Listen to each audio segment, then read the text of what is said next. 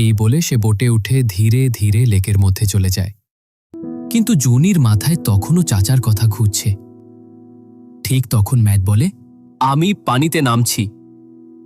জুনি সঙ্গে সঙ্গে নিষেধ করে, কিন্তু কিটি আর দেব জেদ করে, তাই জুনি কিছু বলতে পারে না। তারা পানিতে নামে। এদিকে সাইমন তো আরও এক কাঠি সরেস। সে একটা পটকা জ্বালাতে যায়। জনি সেটা দেখে তাকে বারণ করে। হঠাৎ বোটটা ঝাঁকুনি দিতে শুরু করে। মনে হচ্ছে নিচ থেকে কিছু একটা ধাক্কা দিচ্ছে। সবাই একটু ভয় পায়, বিশেষ করে জনি।